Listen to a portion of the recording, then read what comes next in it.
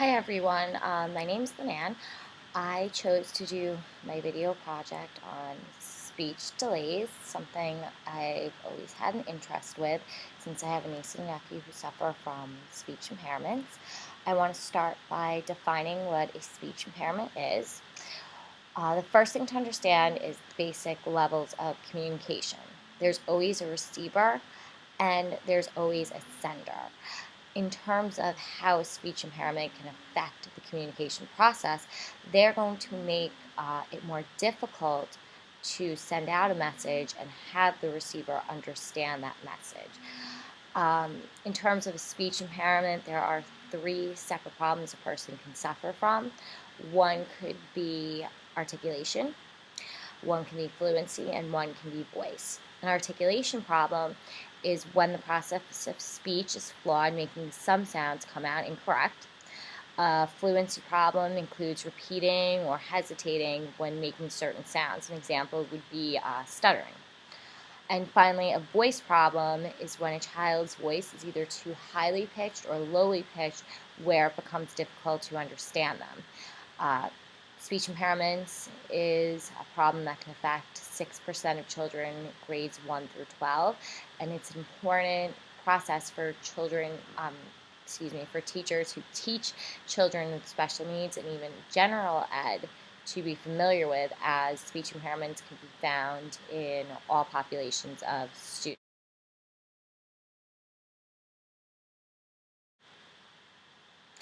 In our classrooms, it's very important to be able to identify children with a speech impairment, especially in the earlier grades. Generally, children with speech impairment are going to be identified early on, like pre-K, kindergarten, but there are some signals to identify those who have permanent speech issues, as children who are younger and in preschool are more likely to have speech impairments that they will eventually grow out of. But how can we identify those children who are going to need continued therapy and support to overcome their impairments? If they are consistently making speech errors, if they are making repetitions or interruptions constantly when speaking, or their voice is really low, or their voice is really soft, or it's abnormally loud, as if they're shouting all the time. So in terms of identifying speech impairment, it's important to identify if they are struggling with speech and to suggest that they get tested as early as possible.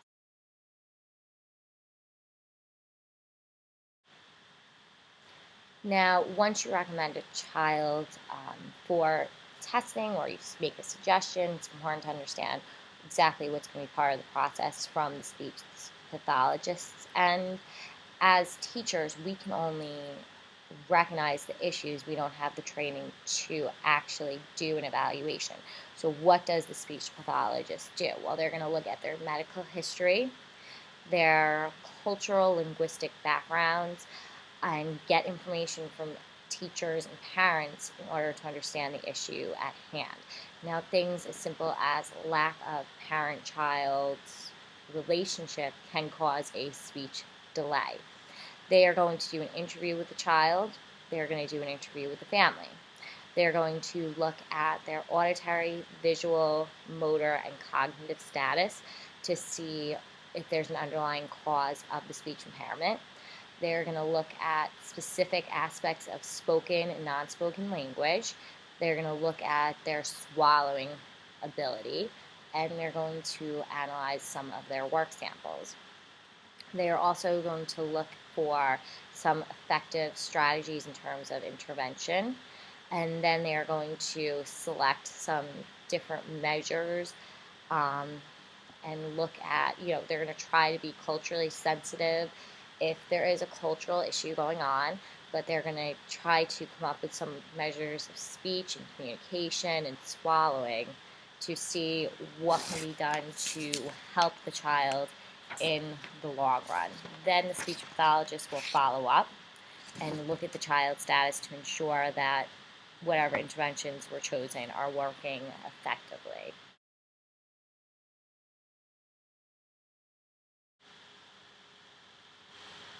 Okay, as educators, either special education or general education, you will most likely come across a child with speech impairment in your classroom. Now, what can a teacher do to work with the child beyond what the speech pathologist is helping? Well, simply just starting by understanding and respecting the fact that a child with a speech impairment needs to have a safe environment where they're not going to shy away from participating in classroom discussion or connecting with their fellow peers. Children with speech delays sometimes are very likely targets of bullying because they do sound different from the other children. So it's very important to create a safe environment. How can you do that? Teachers should work to introduce children to the concept that there are many successful people who have overcome speech delays, perhaps by reading books or just talking about people in history when they discuss them, mentioning, oh, this person suffered from a speech impairment and was able to overcome it and become successful. This will not only help build the esteem of a child with a speech delay, but it will also help in having other children recognize that a speech impairment does not make you different from anybody else. Teachers should also encourage group activities or a buddy system where there is a child or a group of children that work with the child with speech impairment and are there to aid and assist in anything that child needs, especially when nowadays we have classrooms filled with 30 children. Sometimes it's difficult to always be there to help the child with the speech delay. Teachers should also be very aware that child's speech impairment gets worse as they wait and their nerves increase and they get more tense. The speech impairment is going to further itself. So when you have the intention of calling on a child with speech impairment to participate in class discussion, it's important to call on that child as early as possible. Also, interestingly, you should never correct or help them while they're speaking or reading aloud through a word. You should just let them pronounce the word as they would. It is detrimental and does not help them at all if you correct the word for them. It also highlights that they're not saying the word correctly to their peer. Also, always be in communication if you notice anything with the speech pathologist and the parents. Any intervention that's not working, or even if you notice one that's working very well, make sure you communicate that to both the parents and the speech pathologist.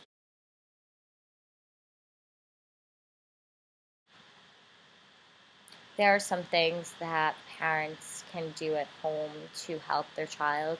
Exercises that really help develop their mouth, the muscles in their mouth and their tongue, as some speech impairments come from just having weak tongue muscles or mouth muscles. You can actually see some children with speech impediments will be using their tongue improperly. So here's a short video clip I found highlighting some activities that can be done. Enjoy.